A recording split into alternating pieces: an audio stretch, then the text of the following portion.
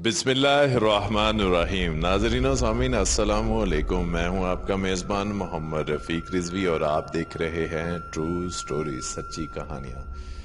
दोस्तों, इन सर्दियों की रातों में हम लेके आए आपके लिए एक और खौफ से भरपूर कहानी, जिसको सुनते ही आप खौफ की वादियों में सफर करना शुरू कर देंगे।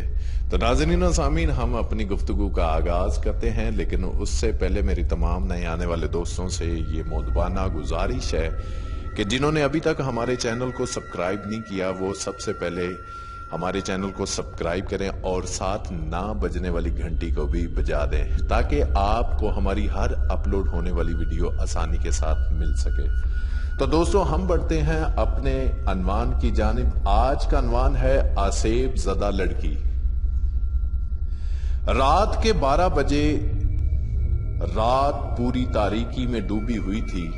गांव के करीबी पहाड़ी पर मौजूद गिरजे के घड़ियाल ने 12 बजने का ऐलान किया तो इसकी आवाज चार सू फैल गई। सन्नाटे की वजह से घड़ियाल की गूंज साफ सुनाई दे रही थी। सर्दी अपने अरूज पे थी। सफेद गहरी धुंध के मरगोले हर तरफ आस्ता आस्ता उड़ रहे थे। गांव से बाहर फार्म हाउस भी गहरी धुंध में डूबा हुआ था। इस फार्म की बाईं जानब एक पुराना कब्रिस्तान वाक़ था, जिसके गिर्द ऊंचे ऊंचे जंगले लगे हुए थे। इस वीरान इलाके की हर चीज काबिल तवज्जो थी, मगर सब में सबसे ज्यादा जो थी वो हवेली काबिल गौर थी, जो कब्रिस्तान से कई मील दूर वाक़ थी। हवेली की इमारत की वहशत और इसकी दीवारों से टपकती हुई उदासी इस वीरान इलाके से गुजरने वाले को हर एक लम्हे के लिए अपनी तरफ मतवज्जो करती थी। इस हवेली में 2 मंजिला खंडर नुमा इमारत कम अज कम 500 साल पुरानी जरूर थी। इस हवेली के कमरे में 2 अफराद आमने सामने बैठे थे। दोनों अपने आमने सामने कुछ रखे सोच रहे थे। अचानक इन्हें अजीबो गरीब किस्म की आवाजें सुनाई दी, जैसे बहुत से हाथी चंगाड़ रहे हों। ये दोनों बाहर निकले तो बाहर धुंध के सफेद मरगोले दरख्तों के दरमियान से गुजरते हुए इनकी तरफ आ रहे थे। वो इन्हें देखता रहा और फिर अचानक इन्हें एहसास हुआ कि ये शोर इसी धुंध के रेलों में से आ रहा है।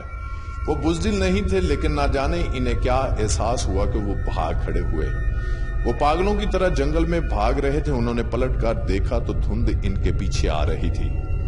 पहले तो उन्होंने उसे अपना वहम समझा, मगर जब वो जिस तरफ मुड़ते वो अपना रुख बदल कर पीछे आ जाती।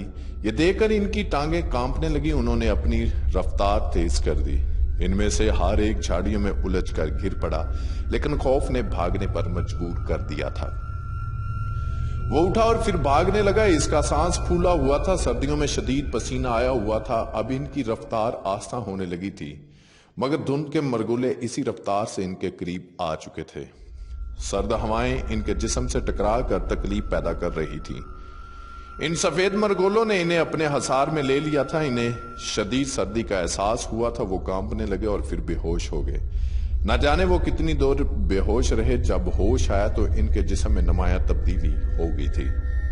इनकी 2 उंगलियां थी, जबकि हाथ की रंगत आस्ता आस्ता बदलते हुए बिल्कुल स्याह चमड़े जैसी हो गई थी। इनमें से जर्द रंग के लंबे लंबे नाखून निकले हुए थे। या अल्लाह, ये क्या है? इन दोनों के मुंह से बेसाख्ता निकला। इस वाक्य को 1 साल बीत गया। एक दिन वो रात को अकेला बैठा किताब पढ़ रहा था। रात के कोई 12 बजे होंगे कि वो किताब इस कदर उसमें महव था कि इधर उधर का होश ना था। किताब की सतरें पढ़ते पढ़ते अचानक इसकी नजर गैर इरादी तौर पर अपने हाथ पर पड़ गई और वो दहशत ज़दा हो गया। इसने जो कुछ देखा उसे महसूस हुआ जैसे इसका दिल सीना तोड़कर बाहर आ जाएगा। इसने जो कुछ देखा, इसलिए इसे ऐसा महसूस हुआ कि वो आस्ता आस्ता हिल रहा है। इसके मुंह से एक चीख निकल गई और वो किताब फेंक कर उठ खड़ा हुआ और फटी फटी आंखों से उसे देखने लगा। इसकी आंखों के सामने अंधेरा छा गया। जब उसे होश आया तो इसने महसूस किया कि अब इसके हाथ में ज्यादा ताकत आ गई है। इसने सोचा कि अब इसका हाथ किसी दीवार पर मारूं तो इसमें सुराख पैदा कर सकता है। اس نے جب دیکھا کہ اس کے چہرے پر ایک شیطانی مسکراہٹ پھیل گئی، اس نے سوچا اب تو پورے شہر پر میرا راج ہوگا، میں اس ہاتھ کی طاقت سے پورے شہر پر دہشت پھیلا دوں گا۔ اس کے بعد تو سارے شہر میں دہشت پھیل گئی، وہ لوگوں کو لوٹتا اور اگر کوئی مزاحمت کرتا تو اس کو جان سے مار دیتا، مگر جرم کبھی عروج حاصل نہیں کرتا۔ ایک دن وہ ایک سنسان سڑک پر کھڑا تھا، اسے موٹر سائیکل پر ایک آدمی آتا دکھائی دیا، اس نے اسے روکا اور جو کچھ اس کے پاس تھا دینے کو کہا۔ وہ منت کرنے لگا کہ میرے پاس میرے بچے کی فیس کے لیے پیسے ہیں، مگر میں نے یہ فیس ادا نہ کی اگر تو وہ داخلے سے محروم رہ جائے گا، یہ میں کسی سے ادھار لے کر آیا ہوں، میرے حال پر رحم کرو۔ مگر وہ تو نشے کی دھت میں تھا، اس نے اس کی ایک نہ سنی اور اس کے سارے پیسے چھین لیے۔ وہ جا رہا تھا کہ اچانک اسے اس کی دکھ بھری آواز سنائی دی، جا تیرا بیڑا گرک ہو۔